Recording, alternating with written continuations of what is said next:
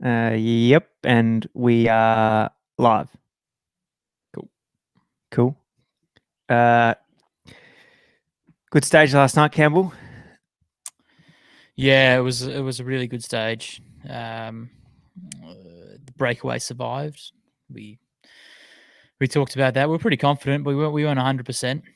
And like we thought, it was a lottery to pick the winner. And a bloke who won just his second pro race. He's won some big races. He won the stage in the Giro and now a stage in the Tour. Got the win, but I don't think he was one of the premium picks for the stage. No, well, the Russian climber made the breakaway. Zakharin, a favourite of the podcast, made the move to CCC a couple of years ago from Katusha. Also a favourite team of the podcast as well. Yeah, favourite team of the podcast. So it's good to see him in the move. And then he was the flat out favourite for the stage. He looked at the climbing prowess in the group. Except for Peters, you'd think you could remember him from his Giro stage. That was kind of the only notable time that you'd seen him on the map. So you thought Zakharin would have the goods, but that was not quite how it unfolded. And another thing to note, Zakharin copped some heat. Well, about his down here. Well, I'm sure about his descending, he got absolutely torn to shreds. I'm sure we'll get to that shortly. What I do want to discuss, though, obviously there was a bit of a feel that the breakaway was going to succeed yesterday. They got out to 14 minutes. Why wasn't it more of a dogfight to get into it? Why weren't there more people like, this is a stage to win, a chance to win a stage of the Tour, and the break went quite easily. I thought it would have been an absolute scrap to get in it, but it didn't seem like there were that many people interested in winning a stage in the Tour de France. Yeah, just one sec.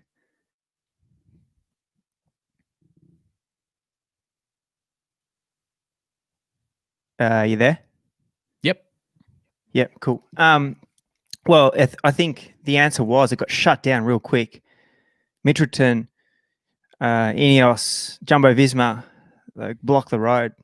That was Israel blocked the road as well. Yeah, the group went. They were happy with it.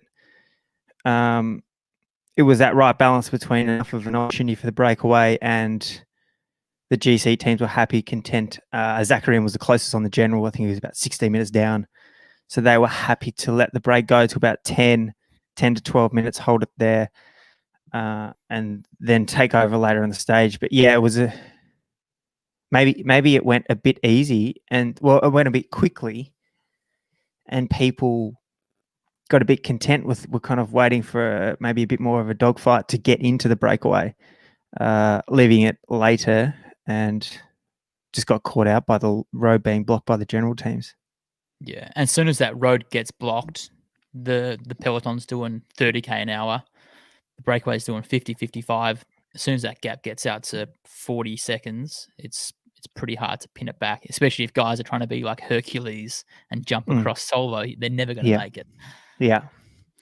And it's just such a hard thing to judge. Like it seems so simple when you think about it, but to actually put it into practice and pick the right move, use your energy where required, it's a difficult task. It's not as easy as just saying, I'm just going to put my hand up. And at the same time, there might have been guys thinking, I won't go with that first move because it's going to be a dogfight for the break. I'll wait for the fourth or the fifth. There was no second, third, or fourth or fifth. It was kind of a routine start, which was a surprise. But obviously the GC teams weren't interested in it.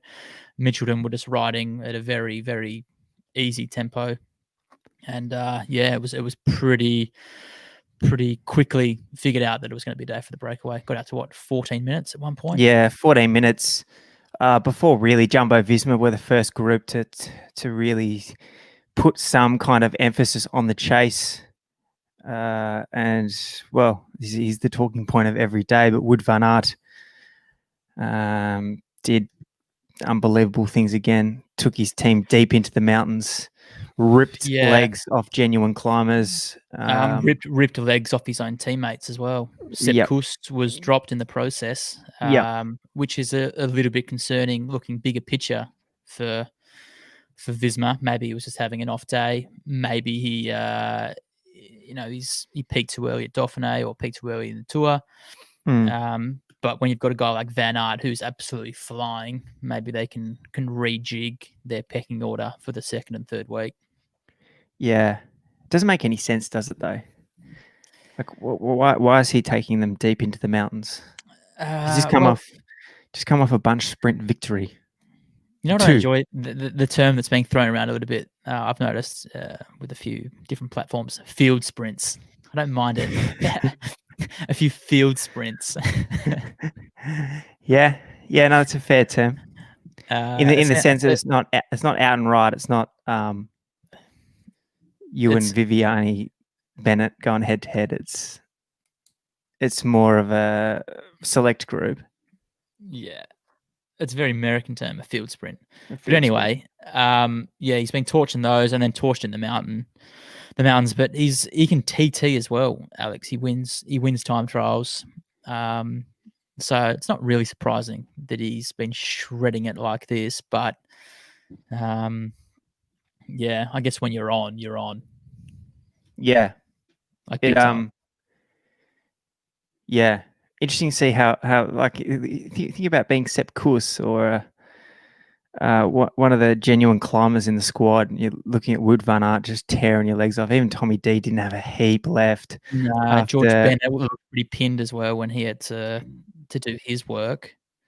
Does your confidence must be slightly questioned as a climber, as a climber? Yeah, and you see obviously he's exceptional, but you see this sprinter tearing legs off. But there was also the case of Mühlberger and Soler getting hooped as well. So it wasn't exactly like it was just them. It was. They weren't the only ones, mate. There was only about 20 guys left at the top of the Balais. Yeah, he's just out of control. And then also pulled on the downhill as well, which it's not always easy to, pull on the downhill. Yeah, you're going downhill, but you're still the first one jamming out of the corners. Once you get up to speed, everyone can sit in the wheel, but you're still on the pedals. And that was pretty clear because he didn't do anything on the Peresord. He was absolutely spent. And that's when Bennett and Dumoulin came into the fold. Also pulling on the downhill, it's not exactly like just pull on a downhill. Like he probably, you could assume, went to the rivet on the climb before. He's highly fatigued. He's been tapping for the majority of the last 10 to 20 clicks. Like it's not exactly just motor down this descent. As much as a physical effort, there's also a fair bit of mental fatigue to it. Yeah. What you've got to remember is that he's probably one of the best bike handlers in the bunch too, with the cyclocross background. But we had a pretty cool comparison between him, silky smooth. He's shown multiple times that he's one of the best downhill riders, and he's so clean through the corners. And then we had Zakarin on the hoods, butchering the downhill.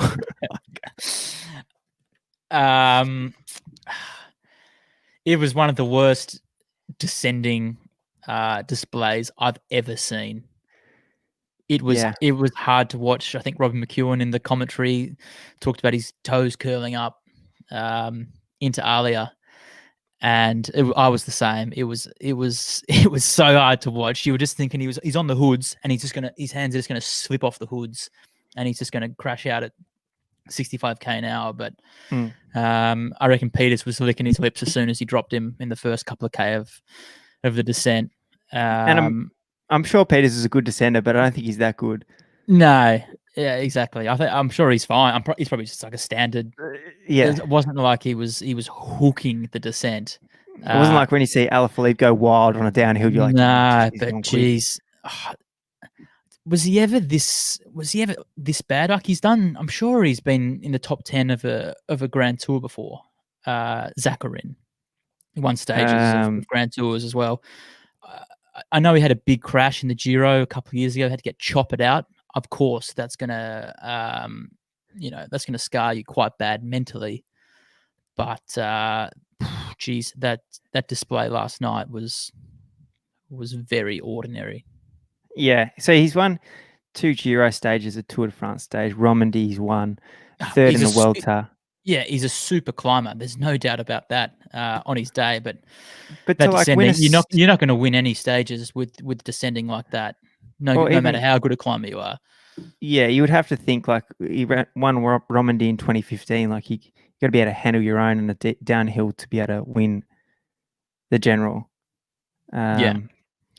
So yeah, could have gone pear shaped after his Giro crash. We saw a mixed day for the French cycling community. Stage win, mate. But their overall hope was made a weird departure. And my boy, I tipped him early. And your tip. I went early on Pinot, and based off of the first week, and especially after stage 7 in the crosswinds, I thought, you know what, he's got through that day. We're on here. And then 50, 60 blokes, I don't know how many guys were there. I mean, Stefan Kung was still there as an 80-kilo rouleur, was still in the bunch. And Pinot was going out the back, and I haven't seen any clear explanation. There was a crash on stage 1. That didn't seem to hurt him on the other mountain stages or hurt him in the crosswinds when they're riding at 75k an hour. But yesterday, it all just came crashing down for FDJ, and I can't explain it. Do you got anything to add?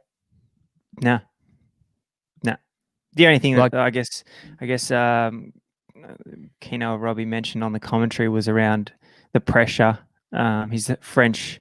France's great hope hasn't traditionally handled it all that well. Besides, last year he pulled together a really class performance. But yeah, I don't know. It's strange. It wasn't like I'm sure. He wasn't. It just didn't. I don't know. Was it so far out, and there were so many guys left, and he was obviously suffering that like he just kind of just rode to the finish. Like it wasn't like he was squirming all over the bike, hanging on for dear life. Like physically, it didn't look like he was breathing that hard. And then there was a few stretching of the back, like making sure everyone knows it's my back. It was, I don't know, like it was just a bit off. Everything just seemed off. And yeah, Robbie and Kino touched on the mental side of it, which he has struggled with. And yeah, I don't know. I don't think I can trust Pinot going forward now after that. Yeah, big disappointment. From a personal level, tipping him, and also for Pinot. But he got through the stage, and who knows, we might see him light up a few stages later in the tour. Hopefully for them. The good news for France was Guillaume Martin was in the group of the general classification riders, and Peters took the stage of victory, which was kind of a given in a sense after he dropped Zacharin on the second last climb. Yeah. To then not get caught on the last climb and then right to the finish. Well, Zacharin, he was coming on the Perisord. He was closing. He was closing a steady gap. He was closing. The first half of the Perisord, he was closing. I think he lost 50 seconds on the downhill and then got it back to about 20 seconds. He could see him quite closely. Yeah. But even if he had 30 seconds on Peters at the top of the Perisord, you'd probably still have your money on Peters to catch him on the downhill. So yeah. That was the stage. Anything else to note? Absolutely. There's still a few more things to note. Pogacar. Yeah. On a mission after yesterday's disappointing result. He was super.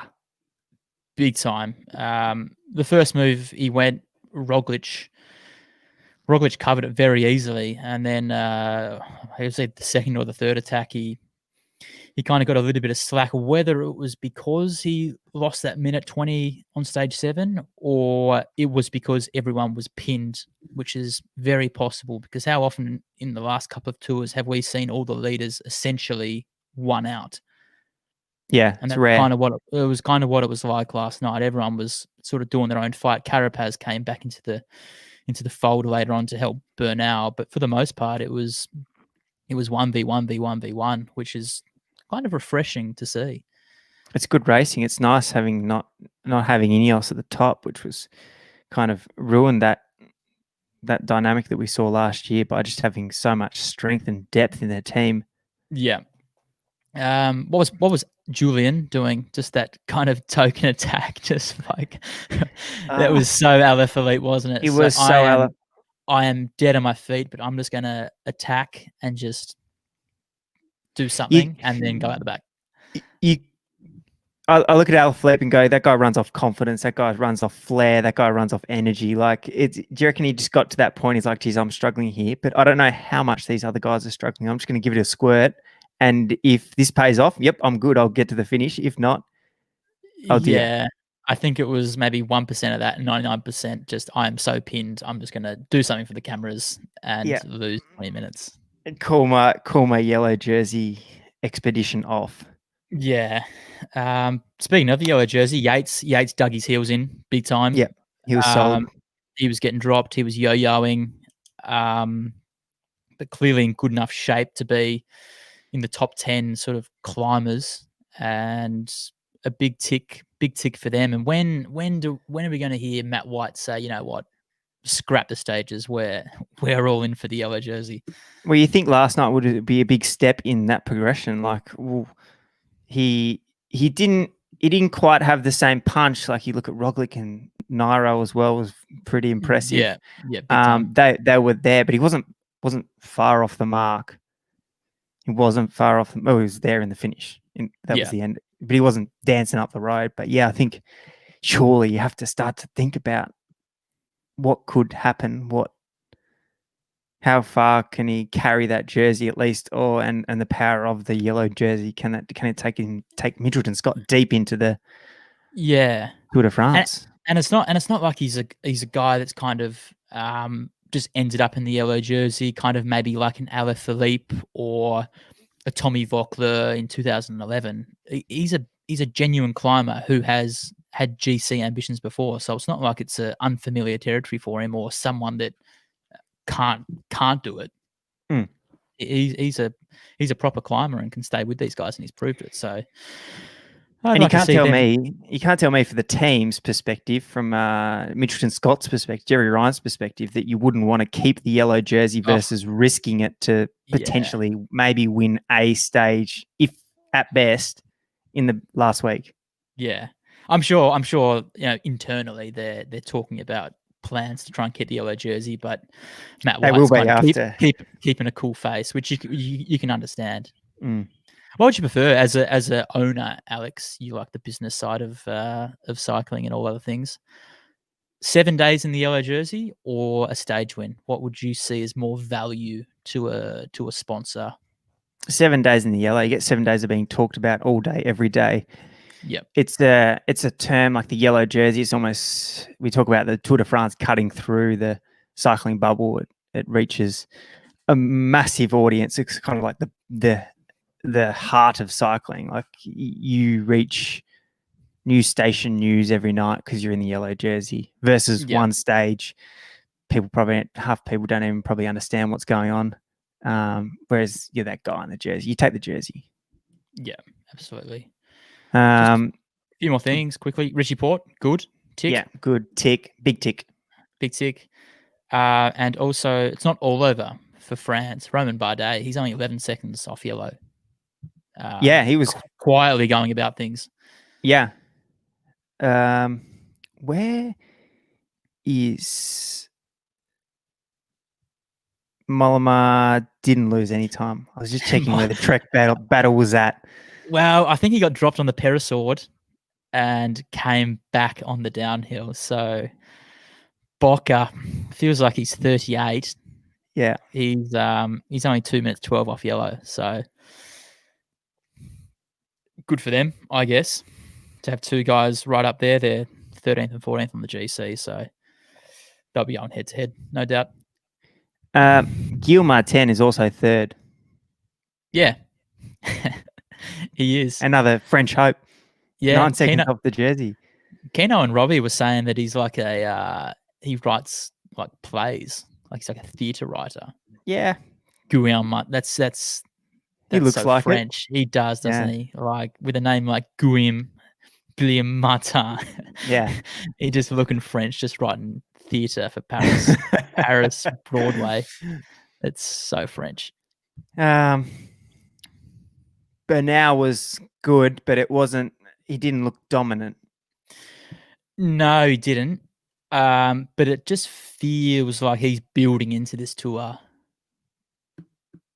It feels like he's building into it. Carapaz seems to be getting better as well. But it feels like there's only those two that can really go deep into the mountains. Kwiatkowski, probably not so much. Sivakov, struggling from the crashes from early on in the tour. So this is as vulnerable as they've ever looked since their inception as Team Sky, whenever it was. But I feel like come the third week, Roglic et al. Are going to be a little bit maybe regret the chances of getting rid of Bernal early in the tour, because I just feel like he's going to build into this.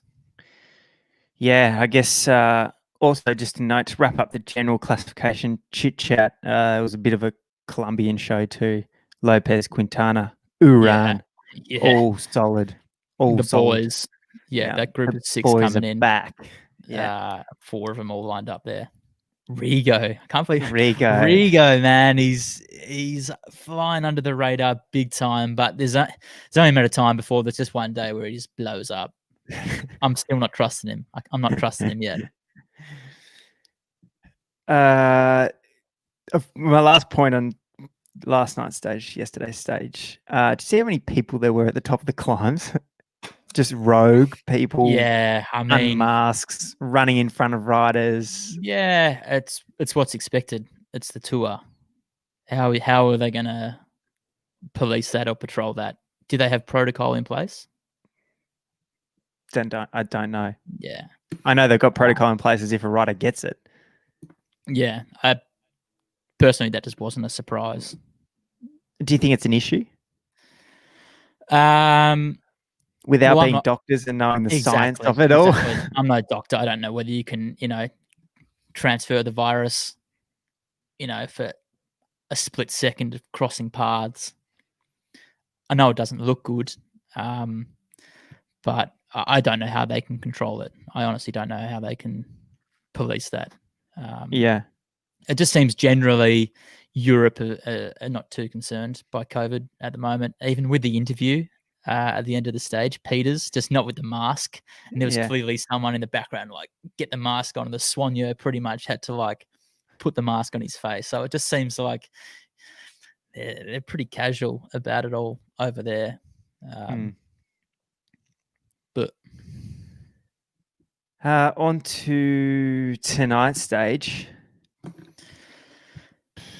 Who knows? Yep. A little cheeky cat 4 out of the blocks, which probably should establish the breakaway, you would think. Into a cat 1, into a cat 3, into a cat 3, cat 1, finishing it off, topping out at circa 20k to go. Mm-hmm. Breakaway? I think so. I think it'll probably be a similar setup to last night. Similar setup to last night. Maybe less GC action on the last climb. Because there's a fair bit of valley road between the first major climb and you can probably classify the last climb as the next major. So there's a lot of valley there. Teams really don't want to be pulling big time in the valley for a stage win. So it's probably got breakaway written all over it again. Unless Pogacar's just still feeling $1 million and goes on a mission. Yeah. Just on Pogacar quickly. I don't think we've given him enough credit for how good his first year was last year. Yeah. Just just quietly. It plays into that age thing that I just don't understand. I just can't wrap my head around how good they are. Like he's is he 21 now? Yeah, 20 he's 21, so he turns 22 at the like end of the tour. it just doesn't make any sense. How can you be that good at 21? It probably makes sense for him because he's riding up the road at the Tour de France with the best climbers in the world behind him. But for me, just to have that maturity, ability, it's out of this world. Yeah. Like last year, he won Algarve, he won California, and he won 3 stages at the Vuelta and finished 3rd overall. Mm. And then this year, he won a tour in Valencia. He he's second at UAE. And he's probably looking like he's the best climber in the race. And we've talked about this before on the pod. He didn't fade in the 3rd week of the Vuelta last year, so we can only expect him to keep building through this tour. And that's a scary thought, seeing what he did last night. And he's a confident young man. You think last night came with a little bit of naivety? I don't think so. I think it came with a little bit of pissed off from losing time in the crosswinds. Yeah. It's good. It's good. Only time will tell. Yeah. Do you have any comments on tonight before we make a punt? Not really. Without looking into it all too much, I think breakaway similar scenario to last night. Probably a similar size group. Yeah,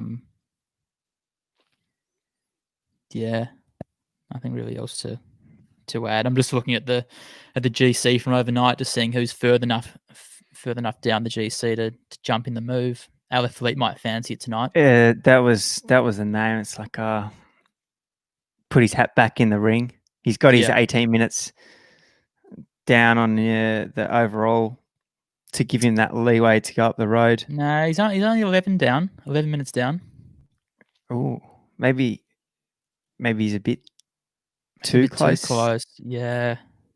But it might be a little bit of a back thought though for Alaphilippe. But this is my opportunity to take the jersey back. 11 minutes, that's possible. Yeah. GC teams get a little bit comfortable, and they might also think, okay, he's maybe not climbing as well as what he was last year.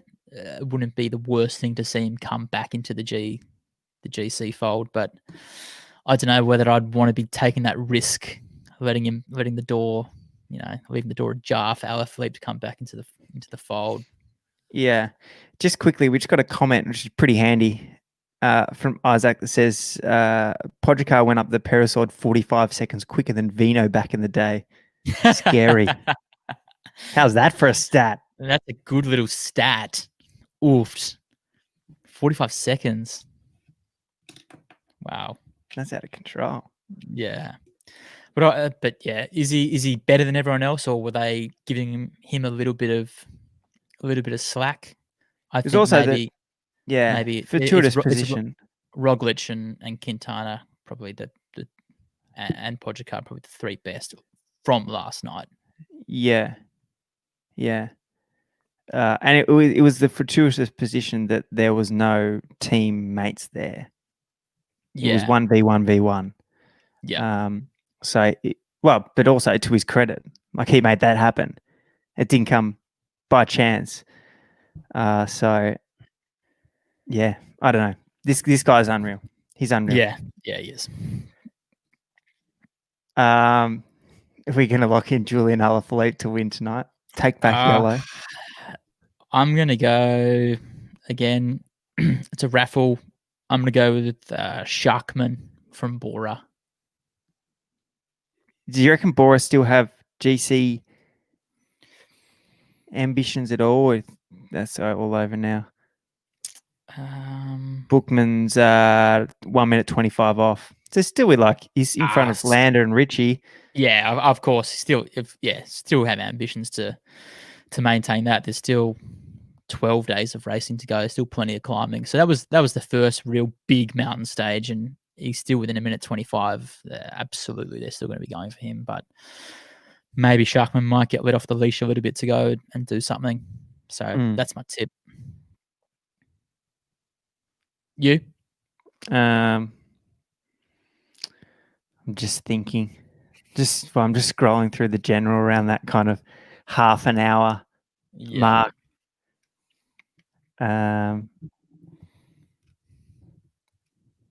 Nicholas Roach at 46 minutes. Zakarin to try again. Zakarin to try. Nah, because there's a downhill to the finish. He's written all those finales off now. Dan Martin. Yep. An hour down. Put himself in the move. Although I haven't seen him at all since he got hooped on that first stage, so I'm not overly confident about that. You've locked that in, mate. Sorry. Yeah, I've locked that in. Got a question, a couple of questions come in. How do we see Burnell's form? We touched on that a little bit earlier. I think he's solid, and Campbell mentioned, which I think is a real good shout, that his potential to come good in the last couple of weeks is huge. Yep. Scary. Maybe Sivakov might start to recover a little bit too. We also touched on Carapaz is looking good now, and he's also lost plenty of times. So he's a genuine domestic now, you think. Andy Matthews says apparently the last climb tonight has some crazy steep sections near the top. Do you reckon maybe the GCs just someone will get a bit excited, put their hat in the ring, and then all of a sudden it's on? It's possible. It's more than possible. I'm just trying to think who might try and roll the dice if they fancy it, or do people just want to get to the rest day, lick their wounds, and then reshuffle the deck? Who knows? Maybe it's probably just a gangly Dan Martin going up there from the breakaway, just hooping everyone riding solid at the finish, I'd say. Anything else to talk about? I don't think so. Or just another 32-minute live video. Get a bit bogged down at times, but it's good though. It's easy to talk about the tour. Yeah, it's different. The tour is just different, isn't it? Like, I don't think I'm staying up till 2:30 to watch many other races. One day classics. Yeah, one day big classics. Ones there that'll feature, but yeah, the Giro. I found the Giro had huge presence until they just made it super difficult to consume. Sold it to Eurosport, and you had to have some race pass, which became impossible to access in Oz. It's never easy. It's never easy. Tour's easy. It's on SBS. Thanks for coming. I'll see you tomorrow. See you tomorrow, and then rest day. We'll potty on the rest day. A genuine podcast. Genuine podcast. We'll try and drag in a guest. Yeah. Beauty. See you tomorrow. Sweet. See you, Cam.